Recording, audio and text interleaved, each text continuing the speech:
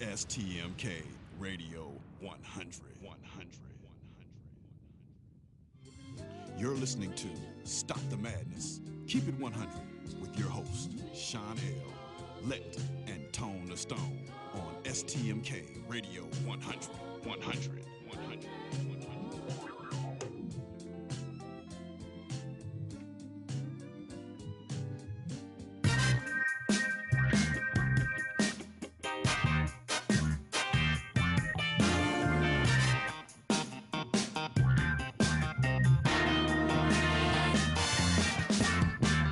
Yes, this is a PSA, a public street announcement. You are now listening to a kickback production. Light up your L's, lean back, and listen.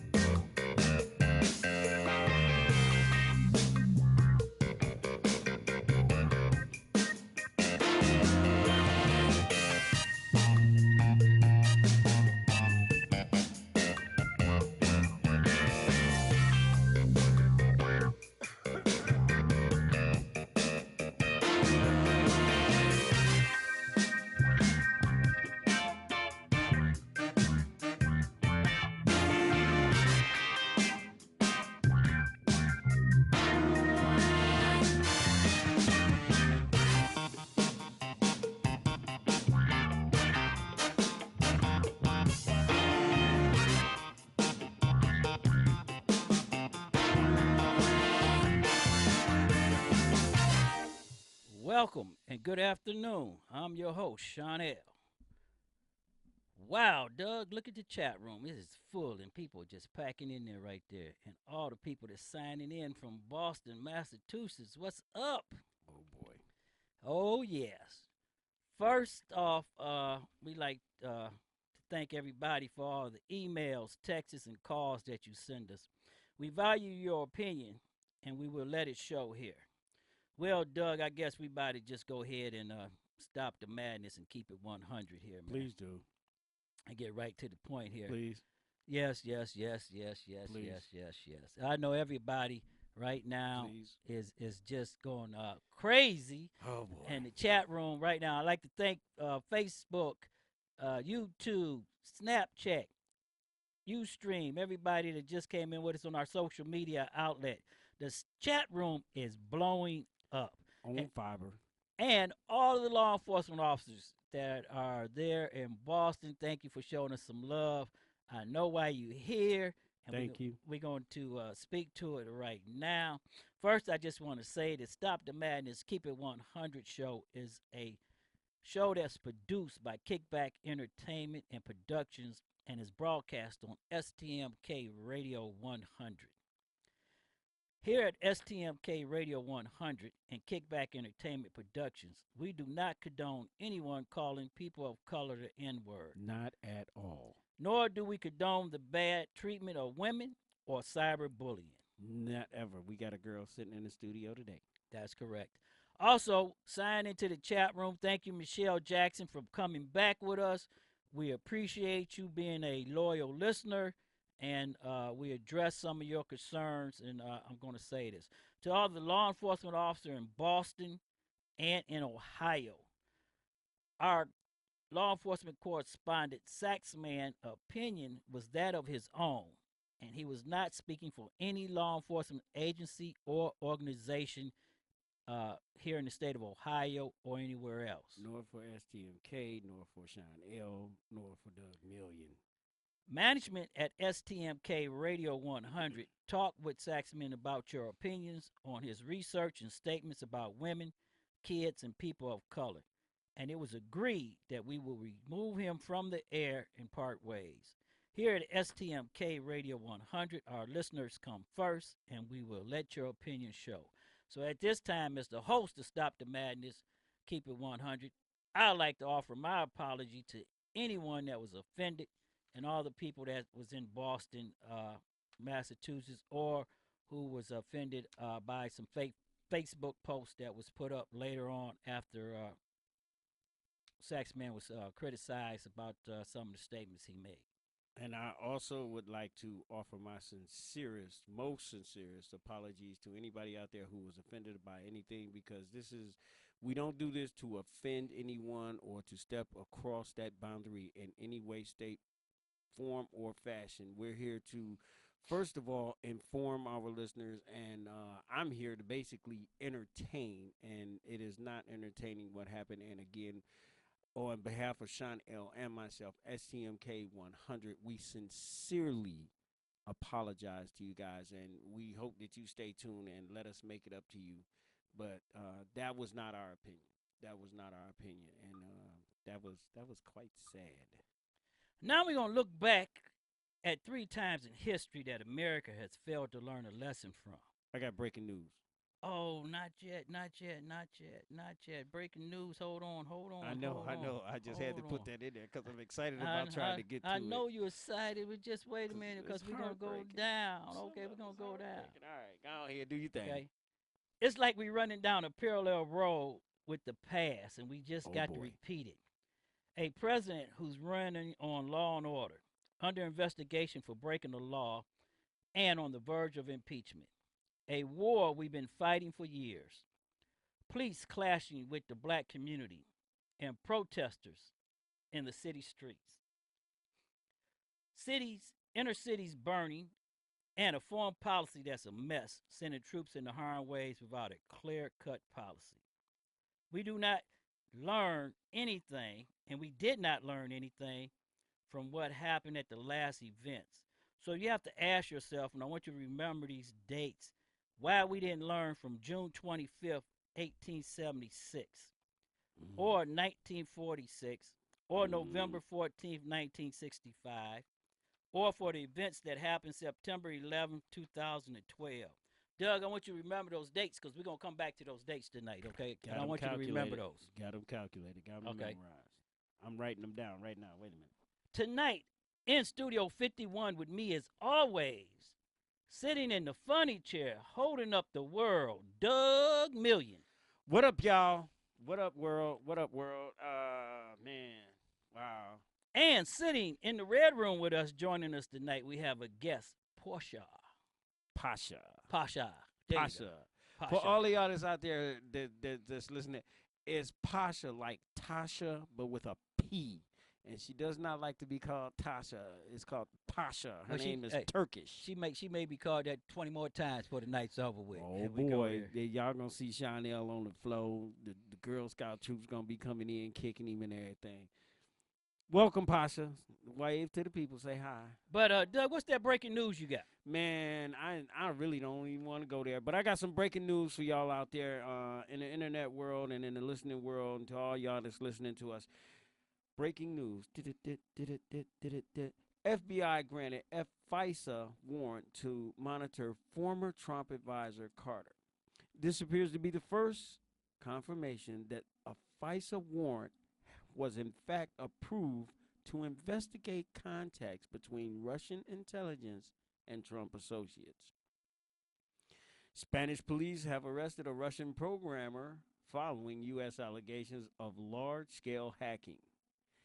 Piotr Levashov was held in Barcelona on Friday and is remanded in custody. Spanish police said Mr. Levashov controlled a botnet called Kilios, hacking information and installing malicious software in hundreds of thousands of computers. That's the guy they claiming that hacked into America for the election. That's the head man. Absolutely. If we can get him back here live, somebody might be going to jail. And before you go any further, somebody's right, because one of the councilmen said something. Let's listen to him.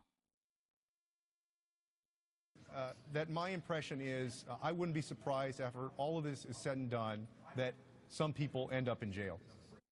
Now you heard that. He said after all this is said and done, and we bring the FBI. Some people some people. When the FBI finished their investigation, I mean, they didn't finish their investigation, but while Trump was bombing Syria, they caught the Russian guy, so he must have went outside of Russia on vacation and thought it was clear, and they grabbed him. Ooh. Oh, this is getting absolutely. This is getting deep. Mr. Levishaw is subject to a U.S. international arrest warrant, and a Spanish court will hear whether he can be extradited. If y'all don't know what that means, for some of y'all out there that's like me in po-dummy land, that mean extradited mean they can ship his butt from wherever he is to wherever he needs to go to be held responsible for what he did in court.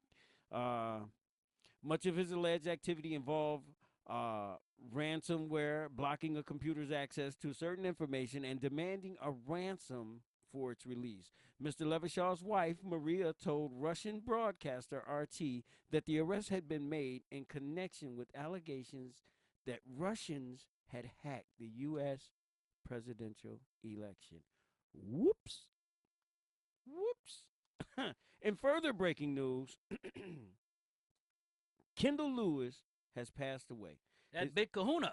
His nephew, Benjamin, confirmed the news on social media. For those of you who do not know, you might better well know Kendall as the Big Sports Kahuna, a nickname that was so appropriate. Kendall was larger than life, and we were all better for being a part of the BSK domain. We're going to miss the Big Kahuna. We're going to miss the Big Kahuna, man. I mean, he was a dog. Yes, he was. And we want to thank Facebook Live, YouTube, and Snapchat for joining us in Stop the Madness, Keep It 100. We appreciate the love you showing us, and stay with us. Deuces both sides.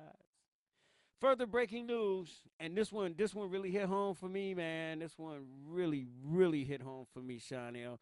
Charlie Murphy has suddenly passed away. I ain't even gonna front to y'all as a citizen, as a fellow comedian. That's hurtful there. That is very hurtful. That hurt my heart because a lot of people don't understand the tragedy of comedy, because most of our comedy is tragedy. In my opinion, and this is just my opinion, and this is STMK 100, and I'm allowed to share my opinion. Charlie was much funnier than his brother Eddie. Don't get it wrong and don't get it twisted. Eddie Murphy was a very talented brother, and though I never got to meet his brother Charlie, I did get to meet Eddie, and man, but I really, really, really admire Charlie Murphy, who died suddenly, man. I mean, suddenly, and this brother kept it to himself. You got to respect him. He was a lot like Bernie Mac, and he kept it to himself. The brother had leukemia, and he died in a New York City hospital. His manager said, "Yeah, that's bad. That's shocking." And his manager said he had been going through chemo, and he famously co-starred, if a lot of y'all don't know, on the Chappelle Show and some of Dave's most memorable skits, including the night he partied with Prince, which.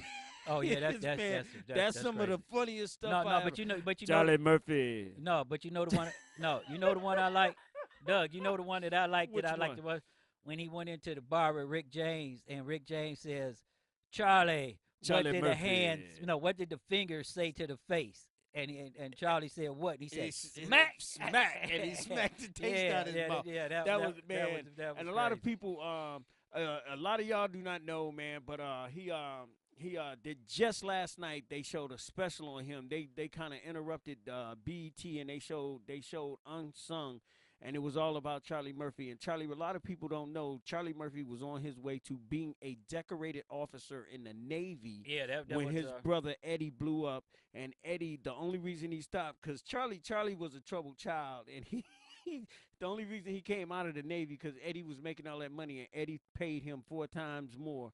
And he rode in Eddie's shadow for quite some years, and then when he tried to break out into his own, it was really hard for him.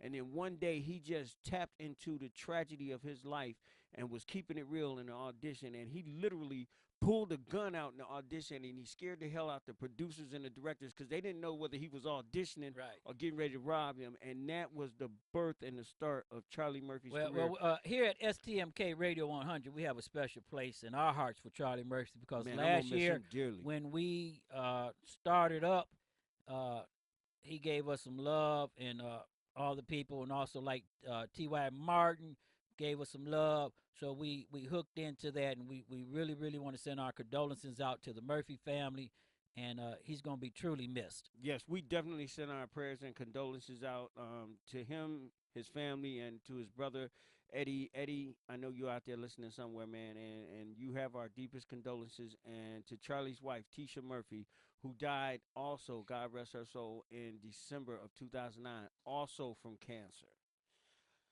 I had to get that one out. All right, moving on to a little lighter side of our breaking news. Check it out, my boy T.Y. Morton. Yeah, we got to show T.Y. My some boy love, T.Y. ATL. Look, there he is. Don't that boy look silly? I'm so proud of him because me and this brother, we started out together, and he's one of the #1 playwrights in Atlanta. Over, yes, I ain't gonna say his name, but y'all knew who. But y'all look out for my boy was T.Y. That? Was that show 1 or 2 that T.Y. was with us this year?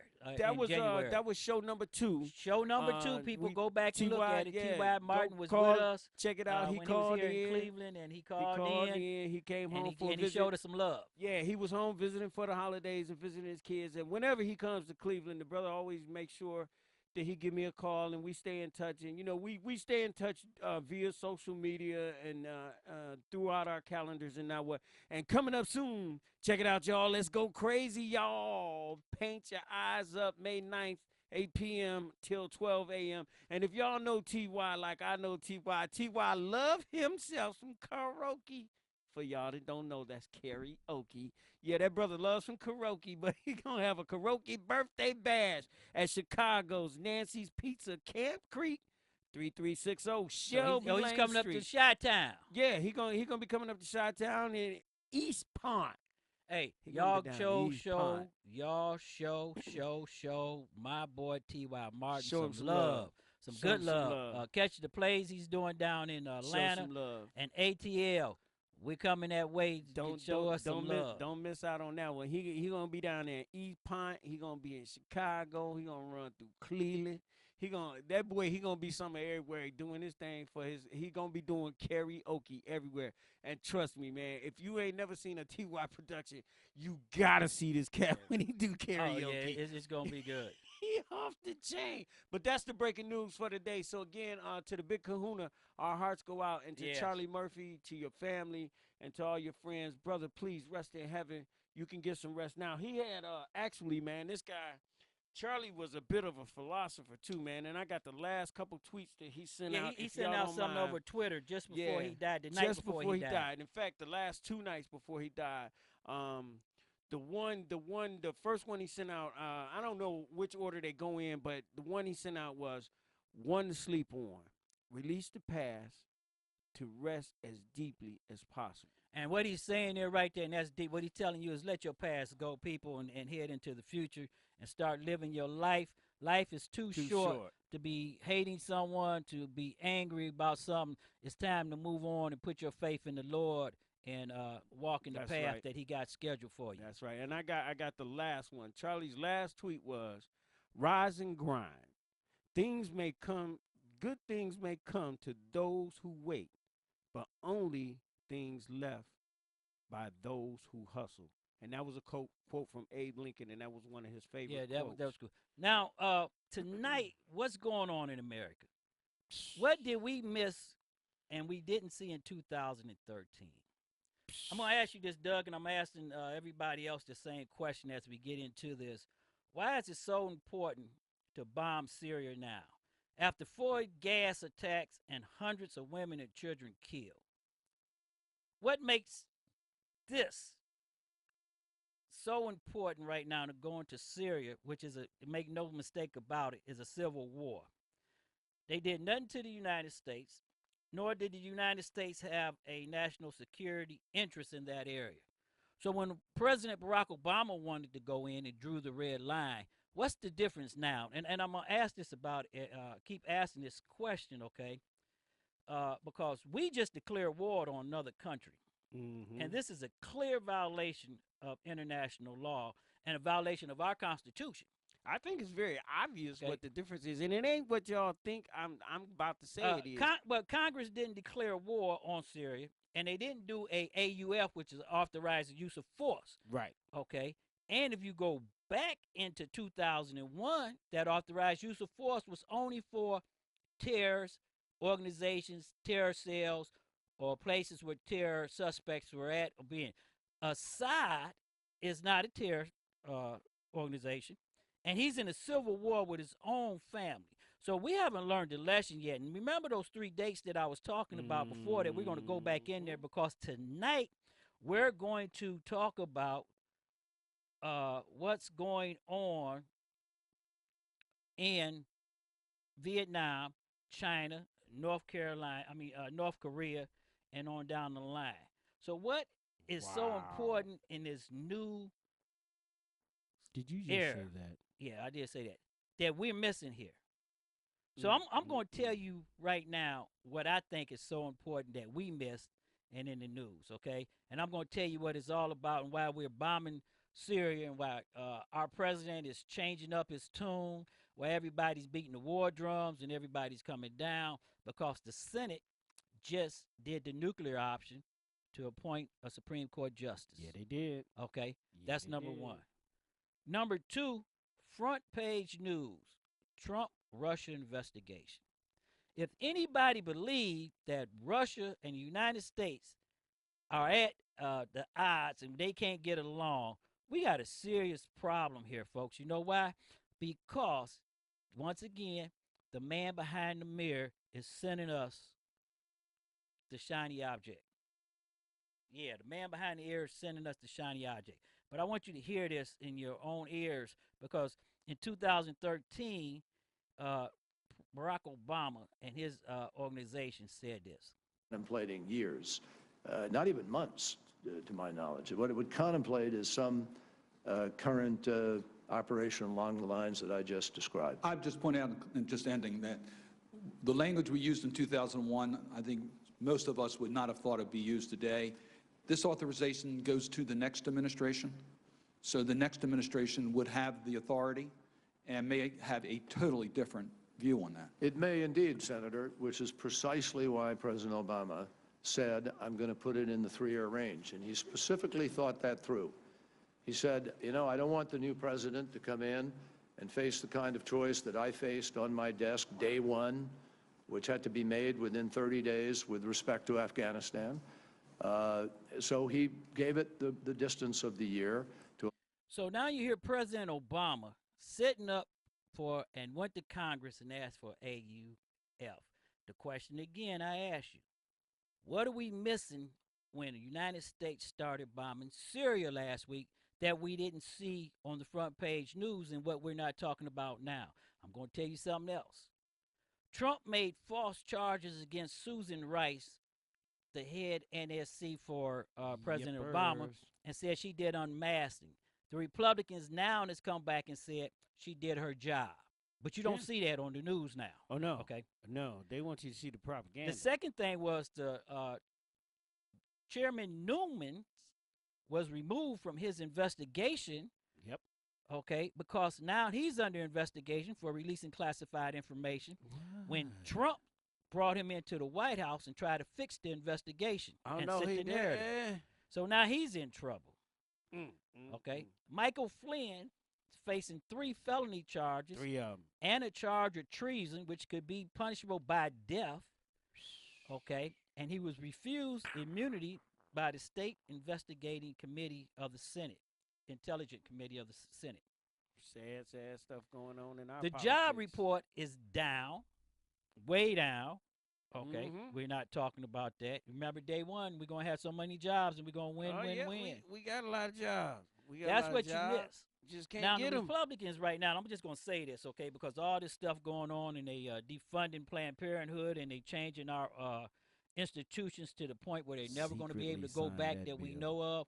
Our forefathers right now have to be rolling over in the grave. Rolling over, right? Man. They trying to dig their way back up out the grave right now. Because I mean, it's now we don't have a 2-party system no more. It's all a right dictatorship. Now. Right. It's a dictatorship, and we are certainly watch history repeat itself. Now, the Republican has no face, and they have no standing right now. And in a minute, they ain't going to have no ass. Okay. So we don't want to hear no more talk about the Constitution. Because when Barack Obama came up to them and told them this, everybody was talking about he was overstepping the Constitution. Yep. When I announced our strategy against ISIL in September, I said that we are strongest as a nation when the President and Congress work together. Today, my administration submitted a draft resolution to Congress to authorize the use of force against ISIL. I want to be very clear about what it does and what it does not do. This resolution reflects our core objective to destroy ISIL. It supports the comprehensive strategy that we've been pursuing with our allies and our partners. A systemic and sustained campaign of airstrikes against ISIL in Iraq and Syria, support and training for local forces on the ground, including the moderate Syrian opposition, preventing ISIL attacks in the region and beyond, including by foreign terrorist fighters who try to threaten our countries, regional and international support for an inclusive Iraqi government that unites the Iraqi people and strengthens Iraqi forces against ISIL, humanitarian assistance for the innocent civilians of Iraq and Syria who are suffering so terribly under ISIL's reign of horror. I want to thank Vice President Biden, Secretaries Kerry and Hagel, and General Marty Dempsey for their leadership in advancing our strategy. Now, that was President Barack Obama back in 2013 going to Congress as they wanted him to do and required by our Constitution, asking for AUL and an AFU. Now, I don't want to hear no more talk about law and order neither, okay? Because right now, there is no law and order, okay? Except in the communities, because when you have people outlandishly violating the law, committing treason, it's known now that the Senate Intelligence Committee is on the verge of serving arrest warrants. The FBI has already served a arrest warrant on one of the top hacking people in Russia. Now, this is the thing what gets me. Last week at the Senate Intelligence Committee, they was talking about follow the dead Russians. Okay. Now, this guy goes out with his girlfriends to the beach to have a big party. Right. Okay. Right. And the FBI is following him. They grab him. Okay. So that means the FBI was following him and the CIA was following him long before he realized he was on the radar. Now, the question is, can we get him back to the United States? I don't see why not. Alive. Oh, alive? That's a whole Because if nother he ball. comes back to the United States, this is the man, people. Don't bring welcome, him through the hood. welcome Facebook, welcome Don't bring him through YouTube the Live, hood. Don't and do it. everybody. They bring him through the hood, Thank you for it's gonna coming be in, all watching Stop the kinda Madness. problem. Keep it 100. Welcome to our sister station up in San Francisco, San Diego. And we appreciate you coming with us. Now, this is the thing what I'm going to say right here, Doug, that we was talking about. If he comes back to the United States. If he make it back. If he makes it back. Okay. Let's get there first. He knows every player. He knows everybody he talked to. He know how he hacked. And he's going to go to federal prison, okay? Man, he didn't even go to Gitmo. Remember that Trump said. You remember Trump said we're going to bring back waterboarding. Now, this is a good case for the Democrats to agree with Trump. Bring back waterboarding. Let's take him to Gitmo, and let's get on. But guess what? Get it going. I guarantee you, if he gets back in here, the Justice Department is going to make it very easy and cut deals with him. I bet you if he get back here, he's going to sing like a bird. I don't want to hear no more talk from Republicans about being budget hawks and our economy and our debt ceiling and all the rest of that stuff, okay? We just spent $74 million to bomb an airfield. $74 million. And it's up operational in 24 hours. I could have used a couple of them dollars to pay my rent and some bills. Okay. I don't care whether you agree with it or not, okay? Because I agree that President Trump and President Obama should have did something in Syria to stop these innocent people from being killed. I think they shouldn't have tried to stop Obama when he was trying to do it. But my problem is this. If we're going to spend $74 million, wipe that airfield off the map. Exactly. See, that's what's pissing me off. No, but there's a reason for that. There's a reason for that. I know there's a reason for it. I want everybody to understand. And I know you're going to tell us there's a reason for that. But listen, Snapchat, Facebook, chat room, this is what's pissing me off about that. We spent $74 million. $74 million. And we got people sitting and homeless.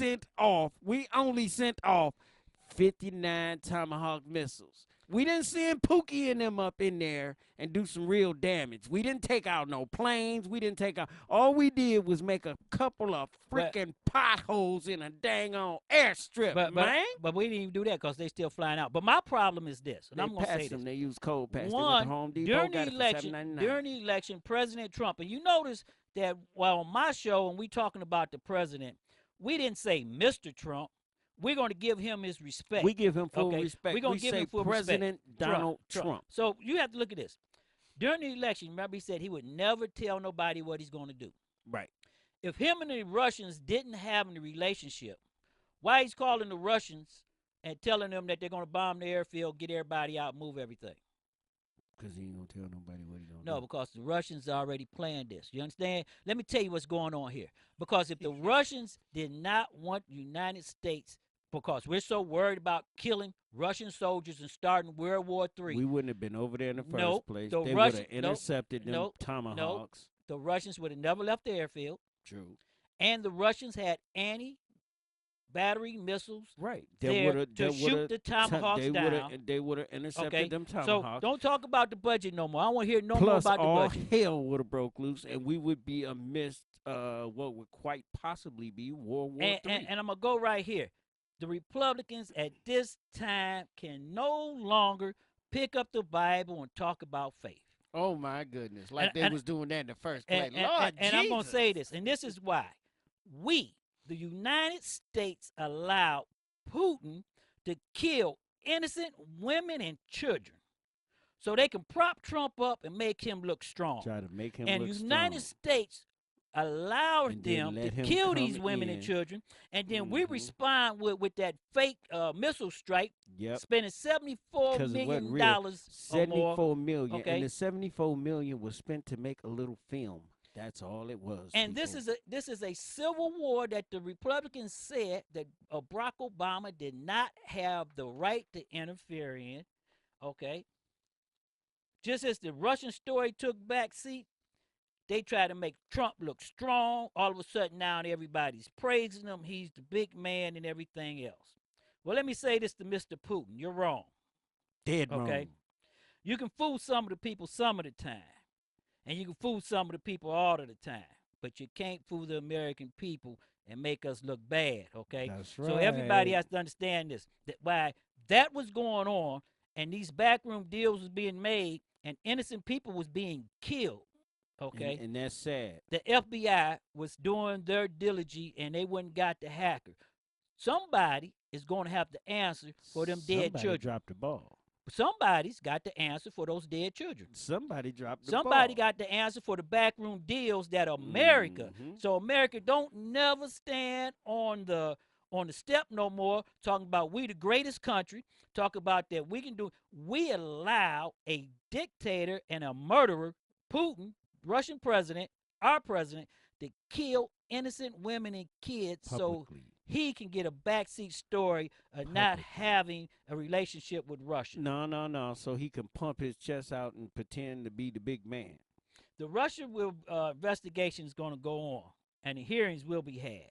And some Okay. people are going to Now, go in to prison. 2013, as I said and you heard, President Obama asked for a AUF. The GOP even threatened him, Doug, with impeachment.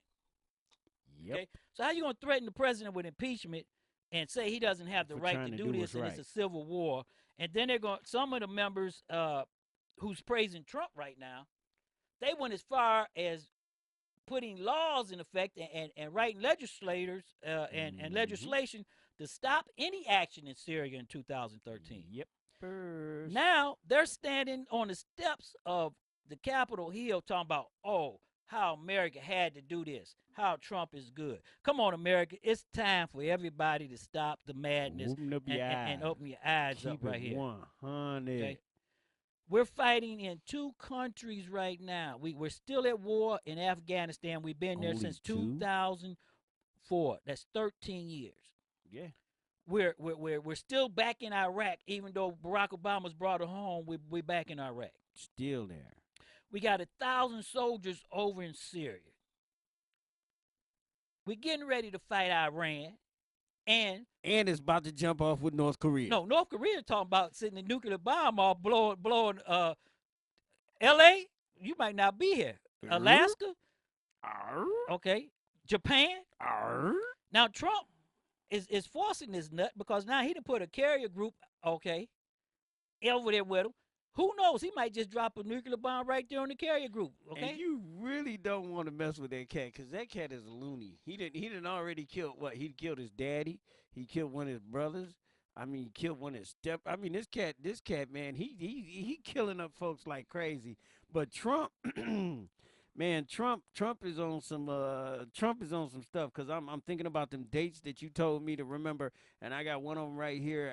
I got a statement I need to read, Sean. I got to get this off my chest because do you realize that Trump ordered Syria strikes on the same day America entered World War I? Yes, you know what? I was looking at that on CNN News, and when we was on the AP report, I was looking at that statement. World War I started the same day that Trump ordered on the same strikes. day that he ordered the strikes on April 6, 1917, the U.S. joined its allies, Britain, France, and Russia, to fight in World War I. Under the command of Major General John J. Pershing, more than 2 million soldiers fought on the battlefields in France. Many Americans were not in favor of the U.S. entering the war and wanted to remain neutral. Many of the congressional Republicans who are praising President Donald Trump's decision to strike a Syrian airfield were opposed to President Obama's request to approve a similar action. The double standard Against Syria in the double standard. 2013. That's the double standard. That's the double, triple standard. Many Republicans opposed his request. One of the most prominent was Senator Majority Leader Mitch McConnell. Not the one. Not Mitch. Wasn't that Mitch walking down the steps saying Trump was he glad he did something and the last president didn't want to do nothing? Yeah, but on Friday he tweeted out his support for Trump's strike, writing, "This was a clear signal from American that Bashar al-Assad can no longer use chemical weapons against his own people with impunity." And an ongoing, on the Senate floor in 2013, however, McConnell announced his opposition to Obama's proposal, saying, "A vital national security risk is clearly not at play. There are just too many unanswered questions about our long-term strategy in Syria, including the fact that this proposal is utterly detached from a wider strategy." No. Did you say that? Yes, I did. Utterly detached from a wider strategy to end the civil war there. And on the specific question of determining the use of chemical weapons, the president's proposal appears to be based on a contradiction. Either we will strike targets that threaten the stability of the regime, something the president says he doesn't not intend to do, or we will execute a strike so narrow as to be mere demonstration. Yeah, $74 million on an empty airfield. That's what we did. Oh, no.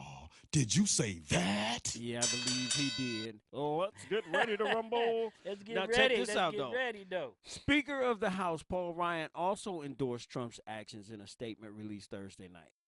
Tonight, the United States responded. He said this action was appropriate and just. But in 2013, Paul Ryan is another one that don't have no credibility. He too opposed Obama's proposal. You know, to the chat room. attack Wait a minute, Doug, hold on. You know, the chat room fired up. You know, we got all the law enforcement officers from Boston. I'm glad you with us in the chat room right here. In the chat room fired up. You know, sometimes when we talk about Donald Trump, our Republican colleagues and counterparts will try to defend him and yell. And right now, I see a change coming, people, because right now they are even sitting here in the chat room saying we correct and that they're mad.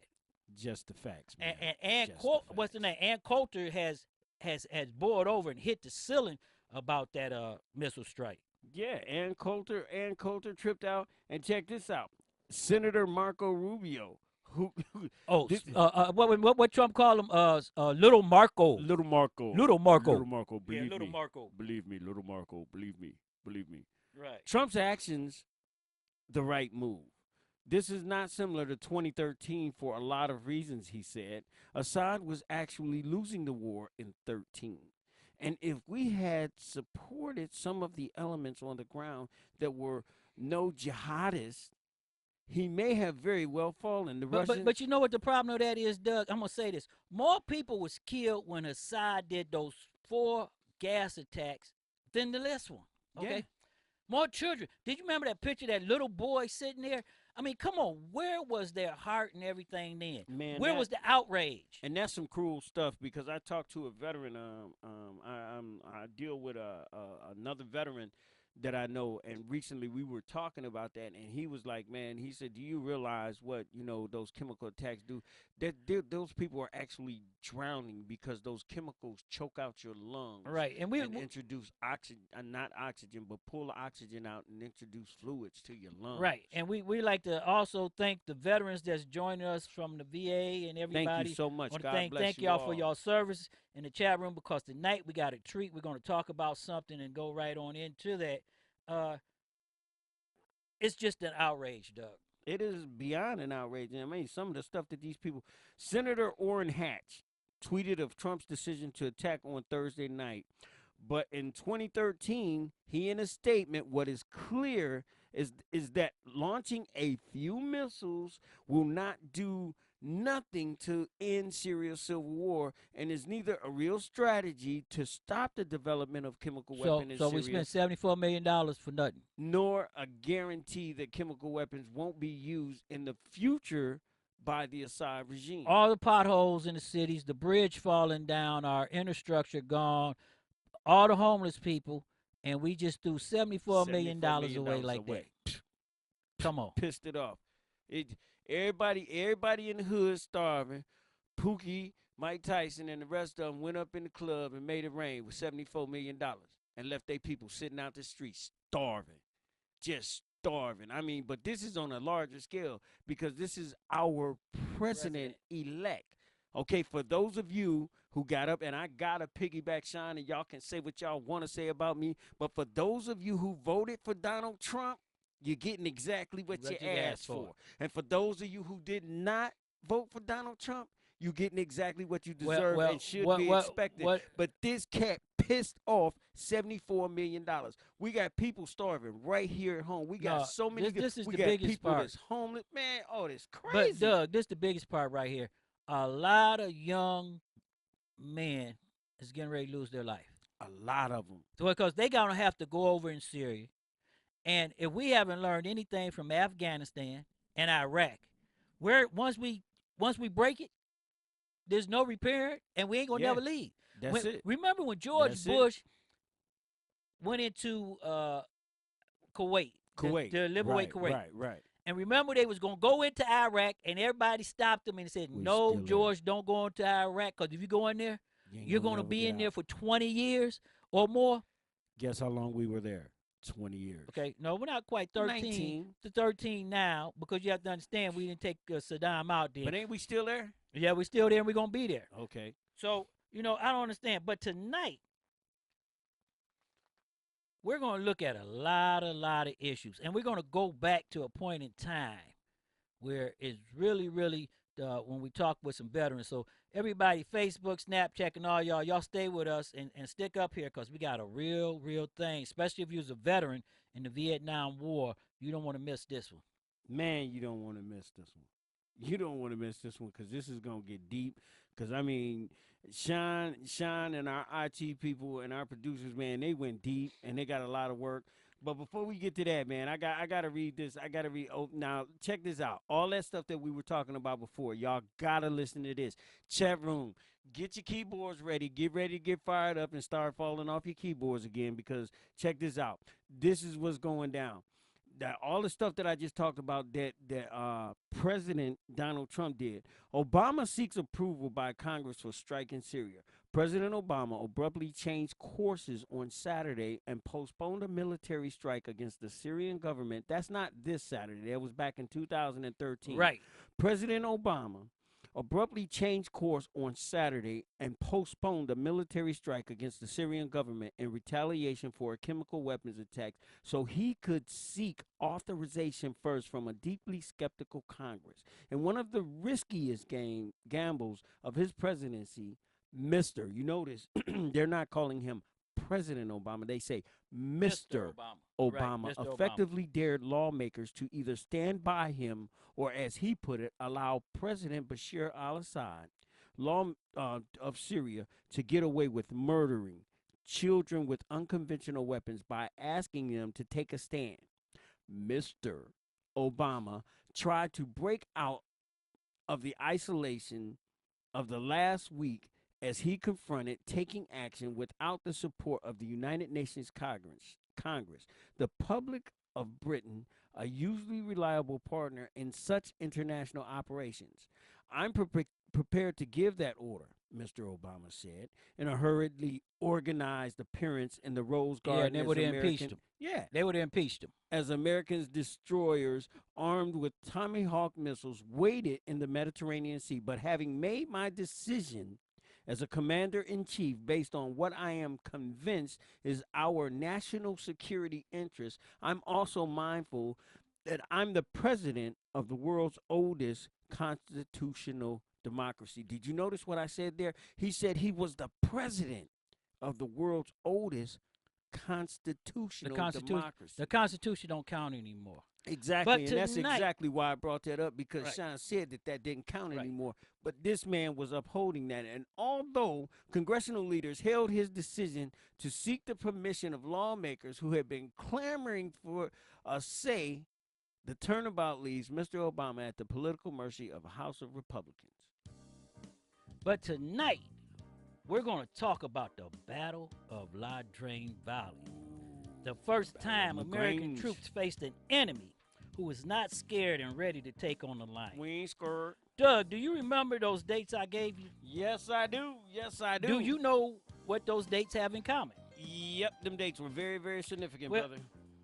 Since everyone wants to relive the past, let's take a walk back down memory lane. September 11, 2012, America allowed an ambassador, 3 private security contractors, to go into a hot area with no protection, and all of them lost their lives. Yep. That was the first mistake, or the last mistake we made. For those of you who forgot, because Benghazi. We didn't, Benghazi, because we didn't learn from anything else. The second mistake was June 25th, 1876. So where are all my historians at? Because somebody should remember that day. Come on. Well, you tell me, do you remember the date? I thought you said you knew what it had in common. Custer's last stand, brother. There you go. Custer's last stand. His last hoo-ha. And that's very important tonight because I want to remind you, Custer was the colonel. The colonel of the 7th Cavalry, where his whole unit was annihilated, and that was the first call for broken arrow. Remember that term, broken arrow.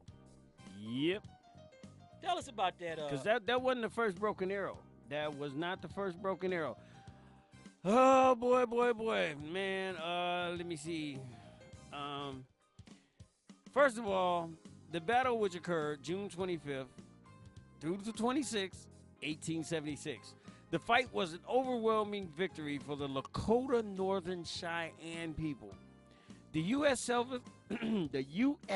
7th Cavalry, including the Custer Battalion, a force of 700 men, suffered a major defeat. 5 of the 7th Cavalry's 12 companies were annihilated. Custer was killed, as were 2 of his brothers, a nephew, and a brother-in-law. The total U.S. casualty count included 268 dead, 55 severely wounded, 6 dead from their injuries later, including 4 Indian scouts. Okay, we didn't learn nothing from that. Okay. We didn't learn nothing from that. We didn't learn nothing from that. But what we're going to do, by the fall of 1965, there was 150,000 American soldiers in South Vietnam and over 250,000 North Vietnamese. were there to meet them, and the newly arriving American soldiers were about to get more than they bargained for. And they were not scared. Tonight we're gonna go right there to November 14th, 1965, the Battle of La Drang Valley. The Battle of La Drang. At the end of the day, the air power for America saved the day. The Vietnamese had over 2,000 North Vietnamese soldiers were killed. 1,215 was captured, wounded, or evacuated. But at the end, over 121 Americans was wounded, 155 was killed, and this was the worst day of the 10-year war for America. Yep. Two things happened in 1955 when that call Broken Arrow went out. 35,000 men were being drafted a month from small town all across the country. All across the country. Spartanburg, South Carolina, 30 males was drafted. Dale County, Florida, 230 draftees was put in. Yep. Allegheny County, Pennsylvania, 1,300. And this was per month, people. Okay. Cook County, Illinois, 1,600 draftees. Cuyahoga County, Ohio, 1,200 draftees. County. From the land. From the land was being drafted. From the land. So everybody has to understand that those 3 dates in history of America almost cost a unit their lives. Custer was the only one that was completely wiped out because he didn't have no help and he didn't have no air power. Okay? Right. Plus, he was messing with the wrong folk. Right. Benghazi, all of them died because, guess what? They ain't had no help and they was outgunned. Right. They ran out of ammo. And they was messing with the wrong folk.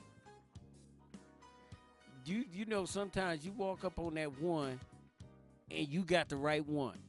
Because on any given day, I mean, you're going to run across somebody that just ain't scared of you, and they're going to stand up for what they believe in and for what is right in their mind and in their eye, and they're going to take it to you. Right. So you have to look back at this. Now, the military code Broken Arrow is used 2 times now. Last time it was used for a unit that was being overrun and in the danger of being wiped out. Right. Okay. Now in our day, the Broken Arrow means that somebody took a nuclear weapon. Yeah. Okay. So if the call Broken Arrow goes out now, everybody assume totally different than what it meant. Right. Back Everybody then. assume it's a broken record. Right. I mean, a nuclear weapon taken, but it can't. It doesn't have to be because last Thursday we almost had another Broken Arrow. The United States Special Service soldiers in Syria had to evacuate their base. And get up out of there. Okay. And their base was almost overrun by 40 or 50 ISIS fighters. So what are we doing with our troops right now? Okay, everybody have to ask this.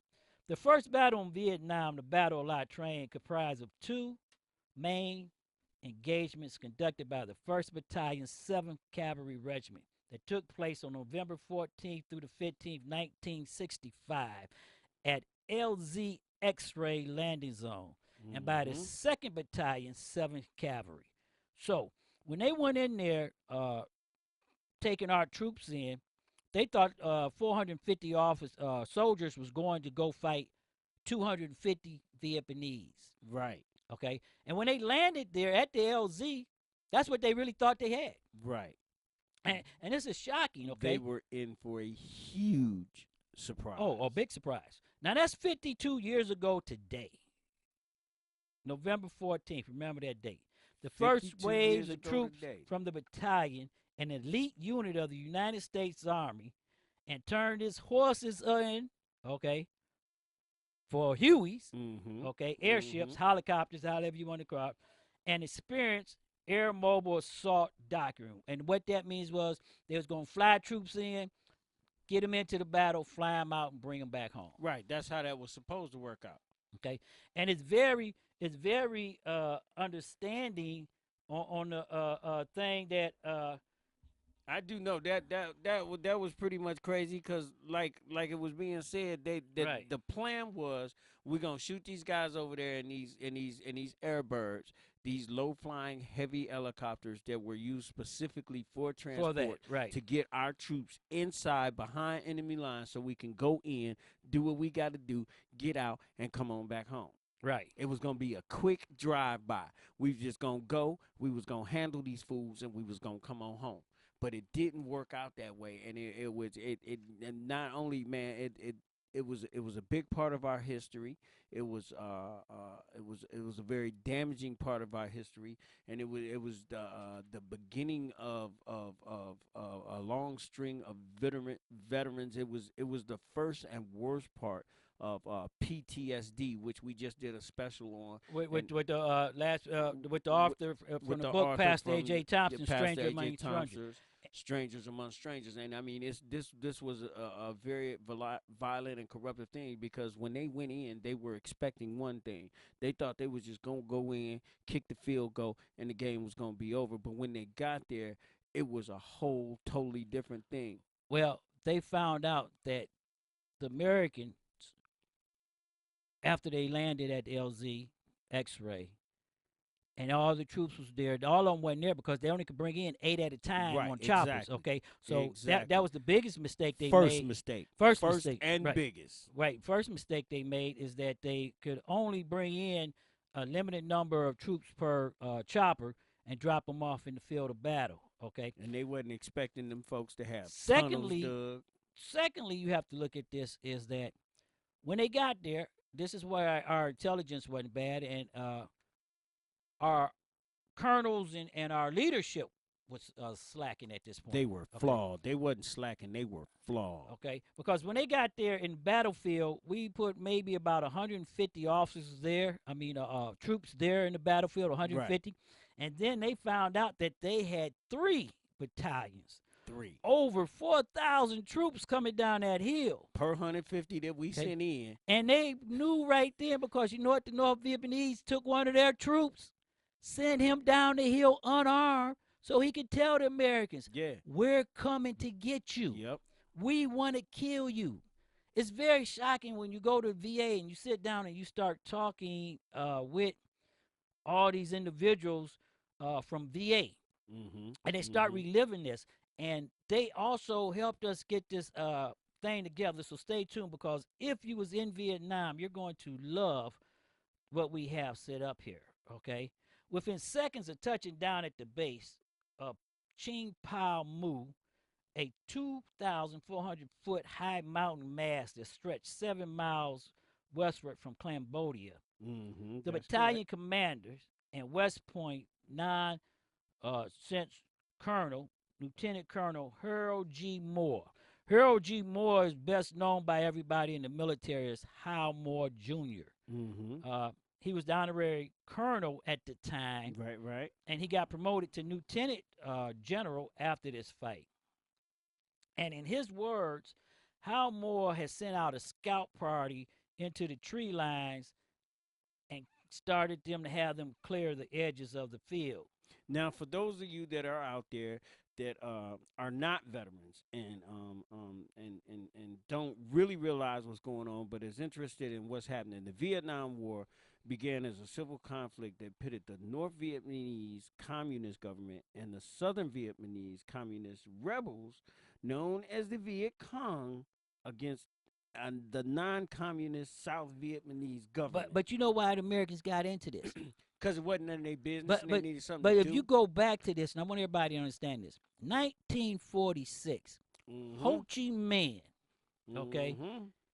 Ho Chi Minh. annihilated the French army in North Vietnam. Right, 1946, Ho Chi Minh, and that's spelled HOCHIMINH. Ho Chi Minh, not the noodles, folks, had warned the French, who were trying to restore control over their former protectorate, that you can kill 10 of my men for every one I kill of yours, yet even though at those odds you'll lose and I'll win. He assumed, like the French, that the Americans would tire of seeing their young men coming home in body bags. Now, this is 3 times in history where America overestimated their opponent. Okay, and Hal Moore Jr. Let me say this: Harold Hal Moore Jr. I mean Gregory Hal Moore Jr. Stated this himself: the battalion had came looking for trouble. We went in looking for trouble. And Moore wrote many years later, we found that and many, much, many much more. And I got, I haven't had the opportunity to sit down at the VA or the Veterans Administration, but I have, in my lifetime, I have family members. I have a nephew whose father served. I have a next door neighbor who I used to sit and talk with, who was kind of like a mentor in my life during my teen years, who served. And I do know many veterans that served. And man, it is amazing to sit up and hear the reflections that they talk about, because they're not stories, but right. And you know, when we sit down about. and talk with the veterans, and you're going to hear some of the veterans that was in the battle tonight in their own words.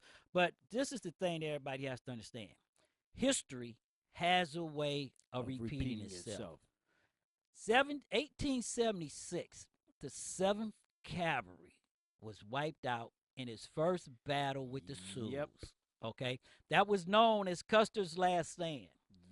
Yep. 1965, the 7th Cavalry. I got a guy in the chat room, and for all you military people, this is the joke. You know this. The 7th Cavalry was a unit, and they patch was a yellow patch with a green line and a horse head. And the guy in the chat room is saying the joke is a horse they could never ride, a line they could never hold, and their color yellow. Yep.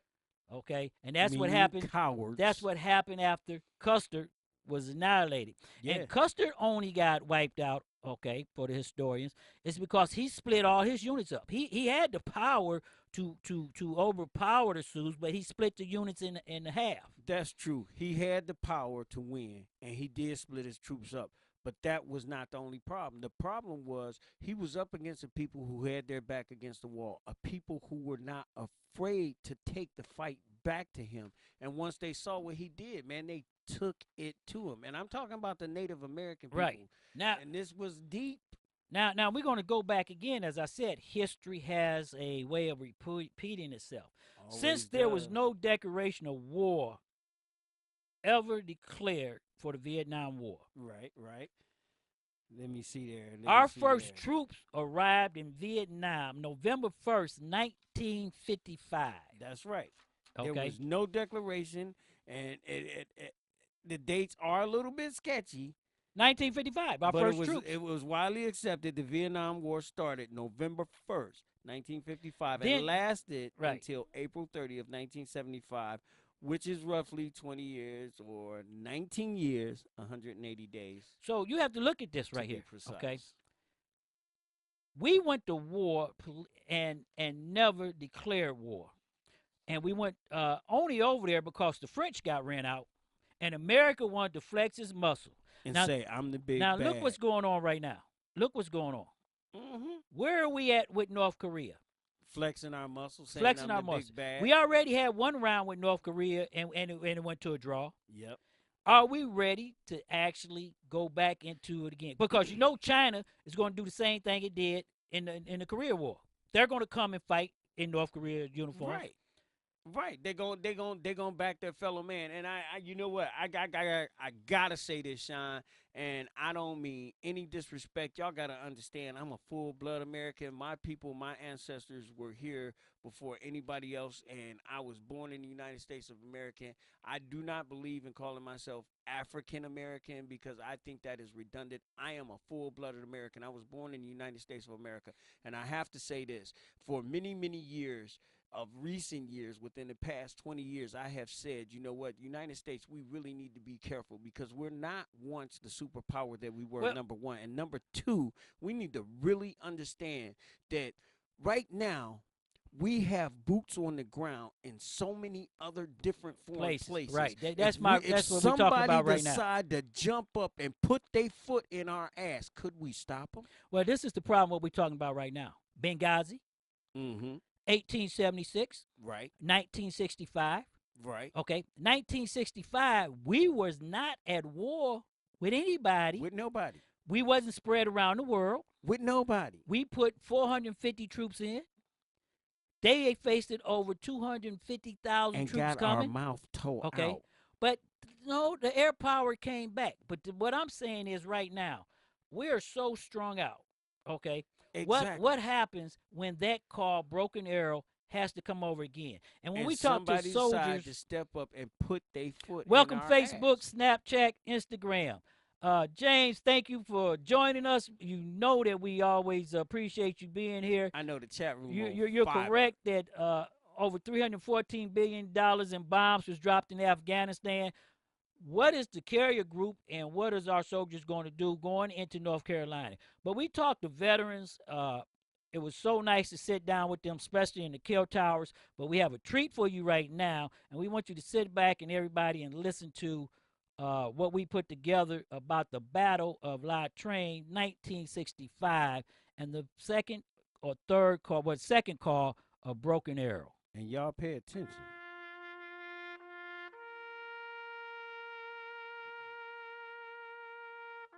Harold Gregory Hal Moore Jr., better known as Lieutenant General Hal Moore, died February 10th, 2017. He was a United States Army Lieutenant General and author. He was a recipient of the Distinguished Service Cross, which is the United States military second highest decoration of valor. And he was the first of his class at the West Point Academy in 1945 to be promoted to Brigadier General, Major General, and Lieutenant General. Moore is best remembered as the Lieutenant Colonel in command of the 1st Battalion of the 7th Cavalry Regiment at the Battle of La Drang in 1965 during the Vietnam War. The battle was made into a movie, We Were Soldiers, in 2002, which starred actor Mel Gibson as Moore. Moore was the honorary colonel of that regiment. This was the first battle of the Vietnam War involving troops from the United States of America, which almost ended as the 7th Cavalry battle at the Little Bighorn, with all the American troops killed by the Sioux and Sitting Bull. History, if you do not know it, will repeat itself. There are some events that are so overwhelming that you can't simply be a witness. You can't be above it. You can't be neutral. You can't be untouched by it. Simple as that. You see it, you live it, you experience it, and it will be with you all of your days. To convince the communists that we cannot be defeated by force of arms. I have today ordered to Vietnam the Air Mobile Division. Insert soldiers into combat using helicopters. For this encounter, they will make their first attempt at inserting a force of 450 Americans to fight the 200 NVA. Was eager to see just how tough these legendary Americans really were. So they followed an old Vietnamese saying, if you want to fight the tiger, you must first lure him out of the mountain. Bravo's 1st platoon captures a single, unarmed NVA soldier. He's immediately taken to the command center for interrogation. At 11 11:20, the prisoner makes an incredible revelation. He tells the interpreter there are 3 full battalions of North Vietnamese soldiers on the mountain, and that all of them want very much to kill Americans. Broken arrow! Broken arrow! I sang it! Broken arrow! Broken arrow! Confirm, broken arrow. Broken arrow? That means that an American has been overrun, causing every combat aircraft for support. My God, there's no hiding it now.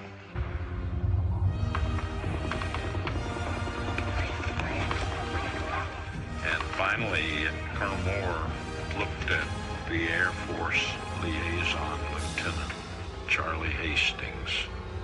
Moore looks at him and says, "Call Broken Arrow." Broken Arrow was a code at that time, meant that an American unit was in dire danger of being overrun and wiped out. And when that call was given, every available fighter bomber in Vietnam diverted to that place to deliver their bombs.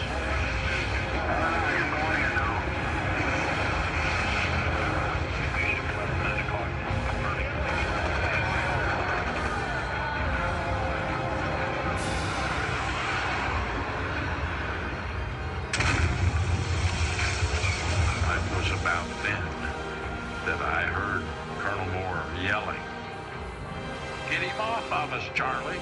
Get him off of us. Call that SOB off."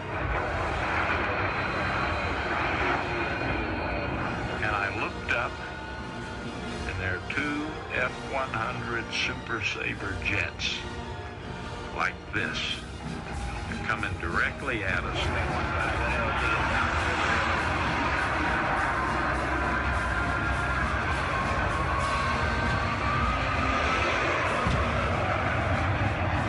Lead plane has already punched the pickle switch and turned loose canisters of napalm.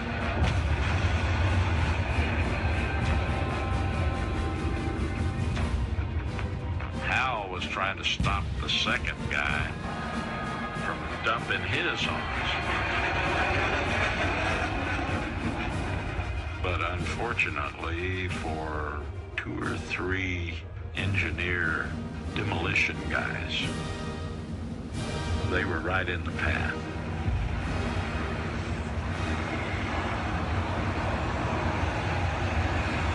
And in that flame, I could see these 2 men dancing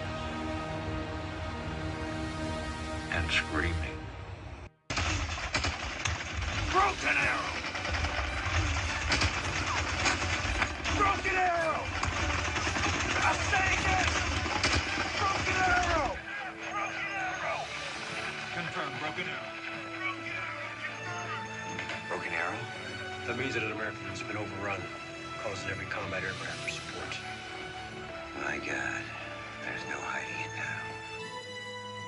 I know this is hard for a lot of y'all, but in your own words, tell us what happened in the La Drang Valley when y'all was ambushed by North Vietnamese and was outnumbered 20 to 1.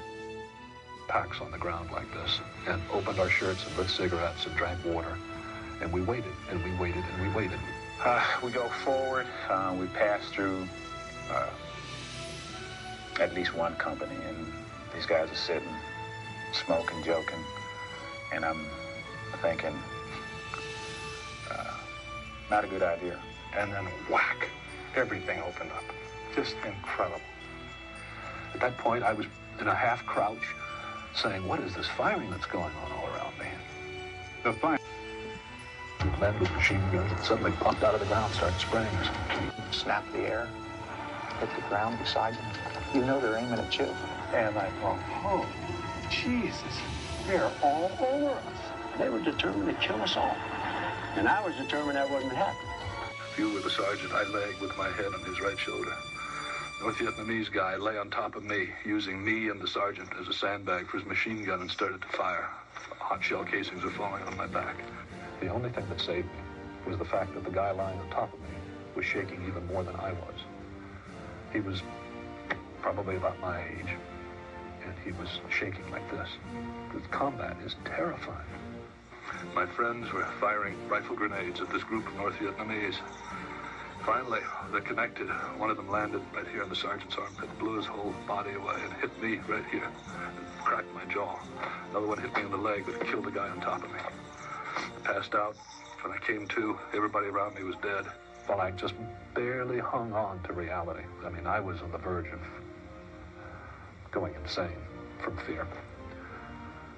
I just held on to a little bit of something inside me that kept me from going nuts.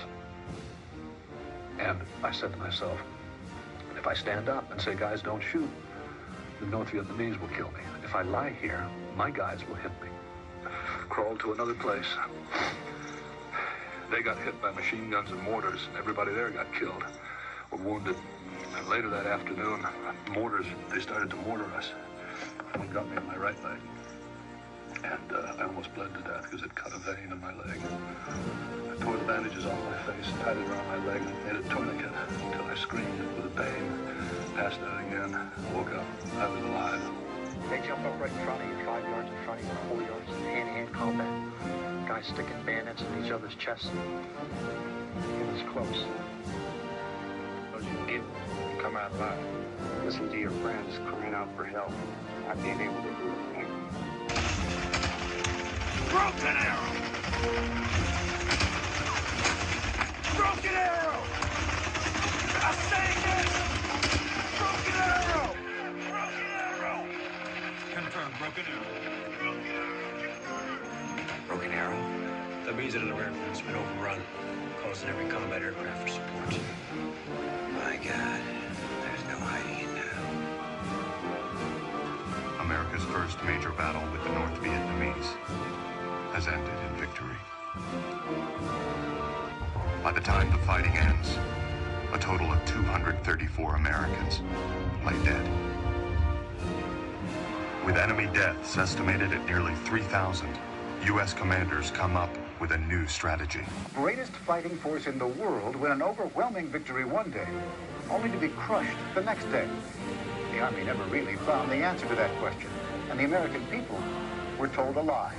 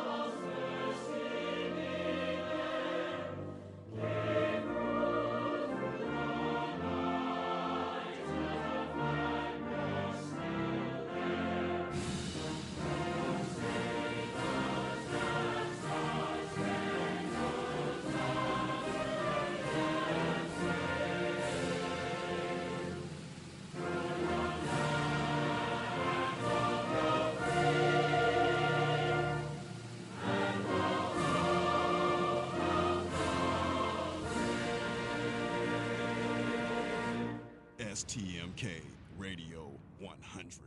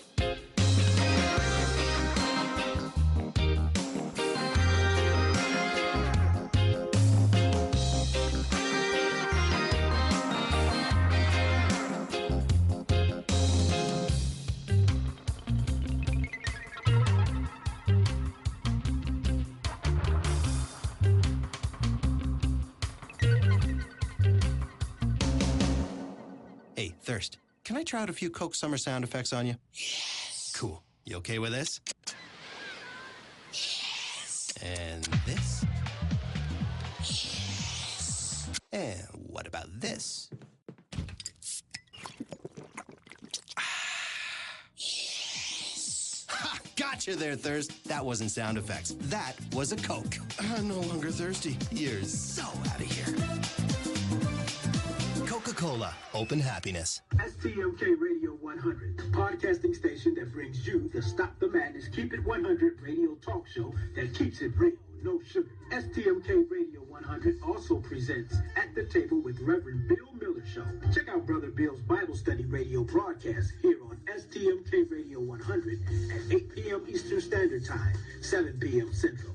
STMK Radio 100 does Ustream Live TV, FaceTime, phone interviews, chat rooms, the new emerging artist show, sports talk, dance music shows, book reading shows, and much more coming very soon right here on STMK Radio 100. Contact us. Visit our website at stmkradio100.com or email us directly at stmkradio100@aol.com. Give us a call at 1-866-484-7865. That's 1-866-484-STMK. Call us now. STMK Radio 100. Man, I dig inner monologues. Hello, hello, hello. Oh, look, a fillet of fish just sitting here in my mind being all delicious. Hey! That's my sandwich. What? How did you get in my inner monologue? Door was open. Give it back. Man, get your own invisible sandwich. Any day is a great day for a Filet-O-Fish sandwich. And right now at McDonald's, you can get 2 Filet-O-Fish sandwiches for only $3.33. For limited time only, prices of participation may vary.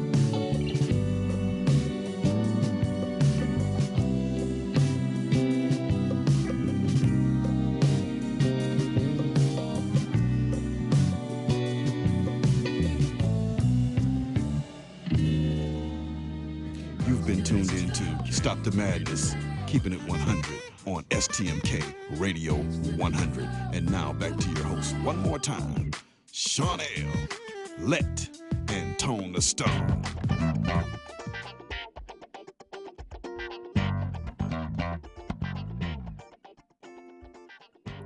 Welcome back to Stop the Madness, Keep It 100. I'm your host, Sean L. We like to thank San Diego, San Francisco, San Fernando Valley for joining us and being on the air with us right now.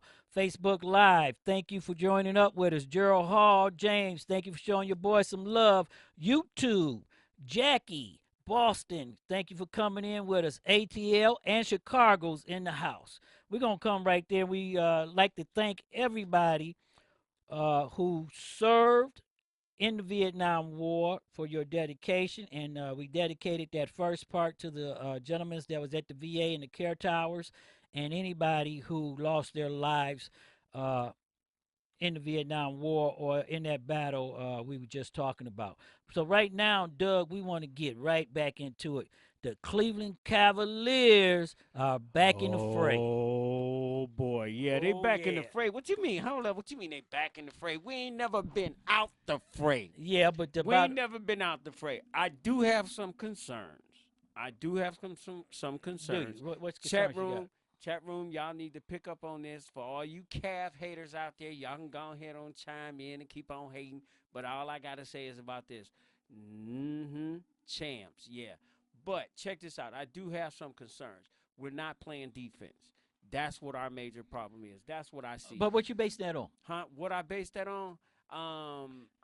Chat room, what you think the Cavs going to do? Come on Facebook Live. Tell us what the Cavaliers are going to do to Saturday. They're going to be here against Indiana Pacers. I think we're going to take them in 3 straight. You think we're going to take them in? You think we're going to sweep them right out the door? Right out the door. We're going to take the first 2 here. We're going to take the first one there. And then we're going to take the last one in Indiana. It's going to be no problem. You know, I think that people underestimate the Indiana Pacers, especially when they play against my Cleveland Cavaliers. And don't get it twisted, because I'm a Cavs fan, lifelong Cavs fan. I go back, way back. But they're gonna play us hard. I see us sweeping because it's the first round, and there's not too many teams that can go with the Cavaliers in a series. I'm not talking about during a season. In a series, man, we very strong.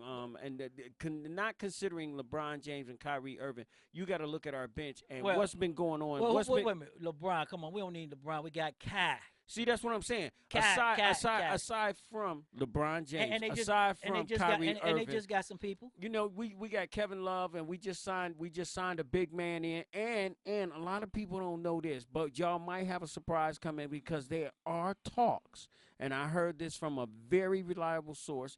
There are some talks of us getting our fan favorite back, Andy Varejao. And that would be a good fit because the Wild Man, he's a good 6 man. But you have to look at this. Seemed like March was a highlight of overreaction, okay? Because the Cavs went 6-10 and everybody started counting them out. Come on. No, it's not so much counting them out. Well, number one, you got to understand, people are still on a high because we just won our very first championship. And again, to you Cleveland Cavaliers, I say congratulations. And now we on this defend the land thing, but you know how our Cleveland fans are. We fly by night type but you know we in trouble. We ain't in no trouble. We ain't in no serious trouble. I'm going to have to say this right here. We ain't in no serious trouble. Here you come with that Chicago job. No, I'm need slide, wait, bruh. I'm gonna leave Chicago out of this one because I think the Cavs could take the East, but the problem is Golden State stacked the deck again. They did a Pat Riley on everybody. Oh man. You know what? I'm going to say this about that. MVP. Let me just say this. MVP now? What you talking about? Man, what? MVP got nothing to do with the championship. First of all, in the championship that we lost to Golden State, LeBron James almost beat the Golden State Warriors by himself. That's as a one-man team. Then when we came back, we took it to them. When they counted us out, when we were down, when we were through, when it was over with, when the champs had us by the throat, when we couldn't breathe, we came back and we put that foot in that ass. And you got to understand this. quietly, the Cavaliers has been stacking the deck because LeBron has been getting rest. Come on, and Facebook this Live, is tell me what you this think. is playoff What's the time. We're Cavaliers not gonna talking do? regular season here. We're talking. And we're going to be live. We're going to be talking- live at the Q. We're going to be live at the Q because we're going to watch some of that get down. We're going to go to that battle. Yeah, we got to go to that battle, and you know what? We need to see if we can get down there Because and do a we broadcast got from down wait a there. minute, we got Boston in the house. So Boston right now, Michelle Jackson and all the Boston law enforcement officers, right out, Boston, who've been with us all night. We like to thank you for being with us in the chat room, Boston and everything. Get your coffee, get your coffee, right out. Isaiah Thomas, you know everybody in there talking about Isaiah Thomas. It ain't the real Isaiah Thomas, it's the new Isaiah his Thomas. son. And guess what? But you know what? That's not even his son. That he is named after him. His mother was like Isaiah Thomas's biggest fan. That woman was thinking hard about that man because that dude actually looked like Isaiah Thomas. What you're saying is the #1 seed. Now I want you to listen to this, Boston, because we're gonna put Doug Million back on the spot again. Put me on the spot. Do what you want. I tell you what, but you can do whatever you want to, but I'm not gonna build no stupid walls. I don't care. I'll do the Mr. Rogers thing. I'll do Arnold Schwarzenegger's. I will do the Mike Tyson stuff, but I'm not gonna build no stupid walls. We're gonna let you wear Tom Brady's jersey. I think it's time to up the game. Okay, you know what? We'll up the game. I will wear a Tom Brady jersey. I will wear a Tom Brady jersey, and I will write on the back of it, I am Tom Brady's bitch. If the Cavs can't take Boston out. Boston, you are not a challenge. Boston, you are a joke. Boston, go home, sit down, have a tea party, do what you do. But don't come up in here because we're not having that. And you know what? KG, you know, get KG. Y'all better dig deep. Y'all better go back and get Lambeer. Y'all better go back and dig Bird up. Y'all better do whatever y'all got to do. Y'all better not even think, man. If y'all, you know what, Boston, if you thinking you can do something with my Cavaliers, you better wake your ass up and apologize. And that's flat out. You ain't going to do nothing with my Cavs, Boston. Really? You really think that, don't you? Oh, boy. Now, I'm a Cavs fan, so I'm going to have to go with you on that. Oh, boy. But there's some bulls running up on 90 West right now. Let me tell you something. Okay. Understand this. And I think I think you might be right because them Bulls, Understand Chicago's this. in the house right there too. Understand Chicago this. saying Chi-Town, what's up? Yeah, Southside, Chi-Town. Barrel of Laughs, Sinisi's Winery. Y'all can forget it too.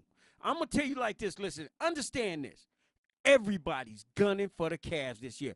Everybody's coming hard. The Eastern Conference will not be a joke. This year, mark my words, internet, mark my words. But ATL took some. You heard it. Listen, that was regular season. We talking playoffs, baby. And I want everybody, listen, worldwide. You heard it right here from your man's Doug Million on STMK 100, and I'm going to keep it 100. This year, the Eastern Conference will be the most exciting, more than it has ever been in the past.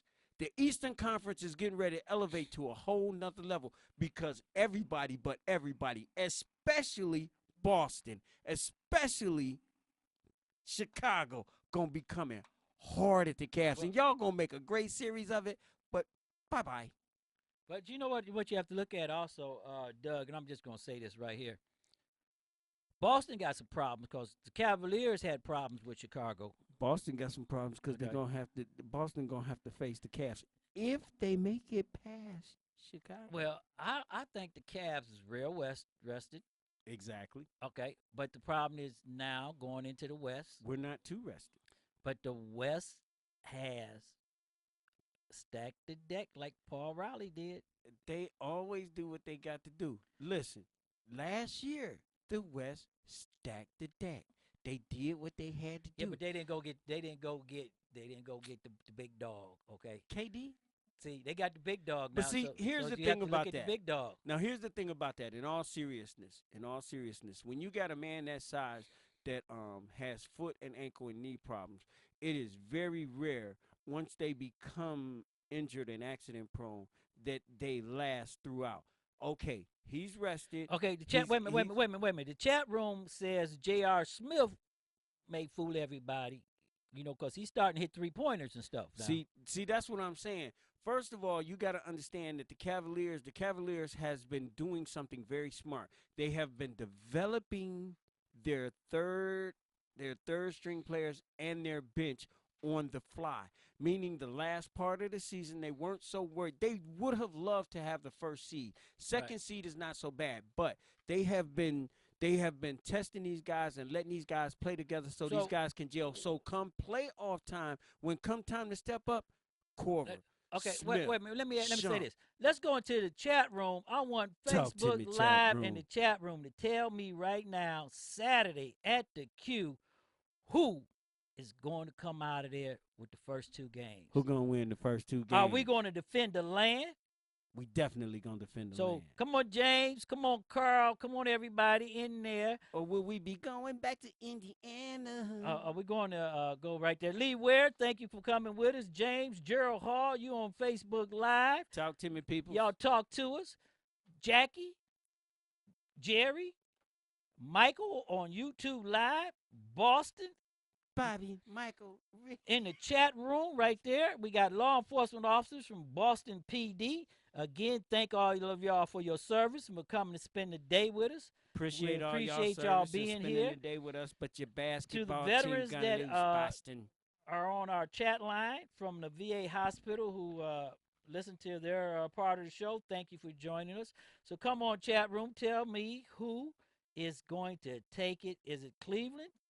Are they going to take both games at the Q, or are we going to be in problems because everybody's talking about how they lost coming up to the playoffs? Now, my thing is, I don't think that the Cavs really have a problem because they set everybody out before the playoffs, but they might have a problem getting restarted, Doug. So it's probably lucky that we are going into Indiana to start off with. Man, we're going to go up in Indiana. We're going to come up in their house, and we're going to smack them around. And yes, And I'm not saying that, I'm not being braggadocious, and I'm not saying because we the champs and because we got Brown. We're going to go up in there, and we're going to beat them up because we got to. Because understand this, people. Understand this chat room. Indiana is no joke. They're no joke. There's no and the East, everybody's worried about the Western Conference this year in the finals. Who's Don't that worry big, about that big guy center they got that's supposed to be the Cavs. No, Indiana's supposed to have one guy. I can't think of his name. You know what? I can't think of who you talking about right now. In the chat room, James. Somebody in the chat room. One of you Indiana fans. What's that new big man you got? James What's that just big man came you up got and out said there? the Cavs going to take it. That's right. Boston is lighting up the chat room saying that their home team going to take it. Boston. I want to tell everybody right there that the NBA is kicking off Saturday here at the Q for us. We will be down there live. Saturday. And no doubt that the Cavs going to take the 2. In the chat room with us, we have a lot of other people. Carl Bowers, welcome. Hey, welcome, chat room. But like I said, Eddie man, Cologne, welcome. Welcome, Eddie. The support that we are receiving here at Stop the Madness, Keep It 100. It's phenomenal. It's phenomenal with the people. It's phenomenal because you know why? You know why we receiving that? Because we are the #1 radio show in the number world one right web now. show, podcast show right there. Thank you for being with us. And we talk about it all. Appreciate y'all. We go local, we go national, we talk about Trump, we talk about anything. You name it, we say it. Dave. One day they was talking about my mama. Okay. Chicago in the house. We want to say Chicago, welcome again. Mildred, thank you for showing up with us. What up, Chi-Town, Southside, Shanice's we Winery. have Orlando in the house, Orlando, Florida in the house. Orlando, Florida, that's where my stepdad is from. Papa Jerome Callahan, love you, baby. He from down there. Washington, down Plant D.C. City. D.C. Hey, Reverend Ken Blanchard. For everybody. Al Sharpton, what's up, fellas? For everybody in Seattle, yes, I have my throwback Seattle jersey on, Carl. You see, I got all the jerseys. I wear a different one every day. Man, this dude throwback. This is crazy. This dude, Sean Alexander. This dude got jerseys from teams that aren't even known yet. This is, right. I mean, this dude got. We go back to we go back into the big thing. Before your turn. He got throwbacks. You remember the league that disbanded? We got some of those. I ain't playing. He got one jersey that said Jesus 21. So we're gonna look back at this right here. We want to go right here. We're going out west because I told everybody we was gonna talk about this today. We're gonna go out west. Here we go. The Oakland Raiders. You know, this comes back to now. I'm gonna have to say something about Cleveland. When you come to Cleveland, Ohio, and you want to talk about the Ohio sports team and Ohio fans and how we are, it appears that we are the only fan base in the NFL That holds true. that we got some pull. That's what I'm saying. Because, we hold true. Because when we told the Browns they could have our colors, they could have the team. Yep. They gave us another team. We told Modell, you said, you know what? Take your little funky team. We was upset because he won the Super Bowl. We said, take your little funky team. You want to take them somewhere else? You go ahead and take them somewhere else. Said, bruh, them colors, that name, it stay right here. Now you got it stay right here. You got California. I don't know what California you're going to do. You got all these teams in California. You got San Diego leaving. They used to that. Going up to L.A. So San Diego's still stuck with that $27 billion stadium that's going to sit empty. They'll figure out something to do with Then you got Oakland, leaving Oakland, going over to Las Vegas. It ain't the first time. Now, will Oakland, my question is this, and I'm going to ask anybody from Oakland. The Vegas Raiders. Anybody from Oakland, are you going to stay true to the dark hole and the Raiders fans? Are y'all going to stay true for 2 years? Because Oakland said they're going to leave in 2 years. So you know they leaving in 2 years because they building a stadium in Las Vegas. You know what? I wouldn't buy not one other ticket. Man, Oakland, I wouldn't buy not. I mean, you know, y'all been some true blue fans out there. I wouldn't buy not one other ticket, not another beer, not another bag of popcorn. When the peanut man come around, I trip him up too, man. I wouldn't do it. Welcome, Brother Green, on Facebook Live. We appreciate you coming in with us. And he says, keep y'all team. He says that the Cavs, we're going back because the Cavs right now is going 10-1 to knock off Indiana. Yeah. Okay. Yeah. And the people screaming right there that they want Baltimore. I mean, not Baltimore. They want Chicago, the Bulls. Mm-hmm. Okay. Because they want to show them that they good as might. And they want the Bulls to send the Celtics home. So Boston, Massachusetts right there is going really, really hard for Boston. So I know that the Leprechauns are over there. Yeah, okay? Boston going hard for Boston, but I mean Chicago got D-Wade, so you can't count Chicago out. Chicago some ballers. But Chicago some ballers. You can't count them out in the first round. They do. You know what? Look at Chicago in the beginning of the season and look where they are now. They made a mad push. And they made it into the playoffs. And they're not going to go home. They're not going to go quietly into the night. You just ain't going to be able. You ain't going to be able. Boston, man, come on, man. So we got a thing from Raider, somebody out in L.A. Right there, Russell Wilkins from Sama. What up, California. Russ? What's up, Russ? Thanks for coming. And yes, he just told us that the Raiders have a lease option for 2018 season, so they're gonna be there for 2 years. They got to do this year and next year. We just said that, Russell. And right, but the question is, Russell, are you guys going to continue to support them? Because this is going to be like a man and a woman getting a divorce. Exactly. Living in the same house for 2 years. What was that movie? The War of the Roses. The War of the Roses. The War of the Roses. Exactly, okay. Exactly. And believe me, and it's not like, even though it's similar to what happened here in Cleveland, it's not even similar to what happened here in Cleveland. We know that type of hurt, Russ. We really do. But our thing was a little bit different because it was like some dude just came up in the house in the middle of the night and kidnapped our woman and ran off with her. She went with him, but he ran off with her. Y'all going through a thing where it's like y'all gonna have to be excellent roommates for the next 2 years. My question is, do the city of Oakland go for the revenue, or do they kick them out? You got to get that dough. Because you know what? When you say that, you got to get that dough. Well, I would hope they would go, because they're going to be stuck with an empty stadium. I mean, right now in the cities across America, this is why I have a problem when we go back and we talk about putting all this money into our stadium and Q and not the neighborhoods and everything. Right. Because when you start looking at major cities, San Diego, Los Angeles got 3 different stadiums, so they can take 3 different teams. Right. Cleveland, 3 different stadiums. But you got Oakland, they big stadium. You got San Francisco left with their big stadium. Yeah. They got all this money that they put into these stadiums that now the taxpayers going to have to take up. They better throw a whole lot of concerts and some summer picnics and not what. But on a serious note, with the way that the NFL is progressing today, you have to look at the future possibilities of teams being added to those cities because One, they have those huge stadiums. So what we gonna have, a Two, 40-team league? It's quite possible. I mean, come on, man. They got to add some type of. Well, Now if they're listen, gonna add a Sean. team, wait a minute. If they're gonna add a team to the league, I want to see the Fusions get one. I want to see them on the field. Hey, that'll be fine. You That'll know? be fine with me. But you seriously, you got to understand this. They got to bring some type of excitement back to the NFL. Because in my opinion, and y'all can say what y'all want to say about me, but most of y'all already know I'm not a huge football fan to begin with. Because I mean, the sport has gone soft.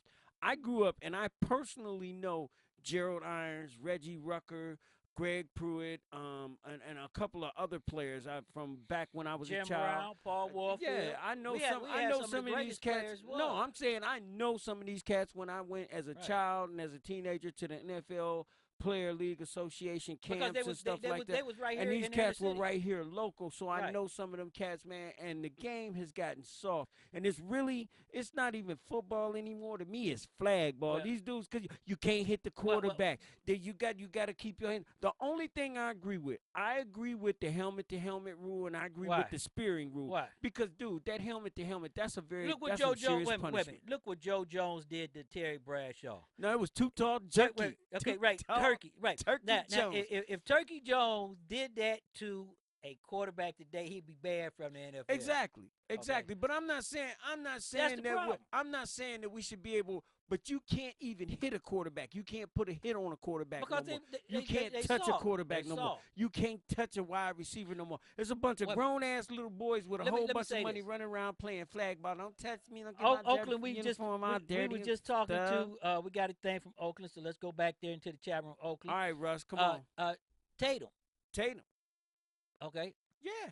He couldn't play in the NFL today. No, he couldn't play. Listen, see, I knew y'all was going to get this twisted. What I'm saying is today, overall, I'm not saying bring back none of the older players. We have to bring them I'm back. not saying bring back none of the old tactics, man. But, I mean, you talking about cats that's from 6'1" to 6'9". They couldn't handle and these cats work out all the time. They go to combines. I take old school any day. But now they doing that. If Jack Tatum caught Ocho Cinco crying. No. I couldn't even kiss a ball. Hey, he'd break Ocho Cinco's back. Okay, right. Paul Will. Just think about this. If Jack Tatum caught, guys, y'all taking this whole thing out of context. What I'm saying is this: with the players that we have in the NFL, loosen up a little bit, man. I'm not saying go and bring some of the old guys back. We got to bring them back and get football back. These little soft-hearted ass, soft shiny little piddly, I can't say what I want to say, players that they got in the league today, they couldn't hang with none of my boys That's why we had to bring back the old school. I understand that. You know what? I wish we could bring back. You know what? Jack Lambert. I would go to the game and I would watch Jim Brown's old ass hobble around on a cane and knock some people down. Because I bet you he's still out there. I would love to see Terry Bradshaw. Terry Bradshaw is one of my favorite quarterbacks in the world. You know why? Too Tall Turkey Jones, and I was at that game. Too Tall Turkey Jones picked that man up, dumped him on his neck. Yeah, that's what football is. He was twitching and jerking like he was about to die. He Came back and won the game. Came back and won the Super Bowl. But do you think that could happen today? No, it couldn't happen today. But I'm not saying it shouldn't happen today. But they've gotten too soft is what I'm saying. San Diego, go back to what we was talking about. San Diego just chimed in the chat room. And San Diego, their fans are really, really upset. Okay, they're talking about burning jerseys and burning down the stadium. Listen, San Diego, okay? Let me reach out to y'all. Don't be no dumbasses. I mean, don't go doing that. Don't go taking your hard-earned money that you paid on a jersey and burning it up. Look what happened with LeBron James. A lot of people got really upset. I wish I could have got some of those jerseys. You know what? I swear there to was some good God, throwbacks. There was some good throwbacks. There was some jerseys. beautiful throwbacks. Right. And I mean, we talking about $75 and up, and everybody got out there because one little yuppie guy said, you know what? LeBron's leaving. My heart is broken, and I burned my jersey. And that same dude right now went big and got a jersey from LeBron James, Right. but he couldn't stand him. San Diego, don't do now, that to yourself. Los Angeles and right now in the house is Las LA. Vegas And Vegas is looking my kind of town for the Raiders to come because they say that's where the money's going to be at. You know what, man? But you got to talk about Vegas. And, baby, if you ain't never been to Vegas, man, Vegas got dough. Vegas got dough. And Vegas, believe it or not, people, a lot of people think that Vegas is a party town. Vegas is a huge football town, bro. Huge. They go all the way from the Italy Pilly all the way to the tippity top. I was out in Vegas a couple years back, about maybe 5-6 years back, and I got a friend that lives out there, and all three of her boys play football. And we went to a football tournament that was like an all-day event. I'm talking about as long as these three boys played on 3 different teams, and as long as they was winning, they was playing. And you had teams that came from all over the world. We talking about Australia, China, all those cats was there. And Vegas is not only a big betting town, a big money town, but it is a huge sports town. Well, now it's going to be a good football town because everybody's going to go to the games out there. And okay, believe, and guess what? Oakland may be returning to the old days and start knocking down some championships right there. They need to. But San Diego, man, don't do nothing stupid. And Russell Wilkins out there in L.A., you got all the teams out there. You got the L.A. Rams. Right. And next week, I'm going to be wearing the throwback just for you. See, in the L.A. Rams. So y'all got back. That. Okay? Y'all got that. They got everything because San Diego going to be playing with them. They got them San Francisco 49. They got them all. Yeah, I mean, they got a lot of squads out there. And then you got that West Coast thing going. And it's something, I do really know what it is. A lot of people have been trying to figure it out for years. What is it? How come the West Coast players seem to be better? It's the weather. It is the weather, bruh. You go out there. I went out there, man, and I worked out one day. Looked like I had been working out for 10 days.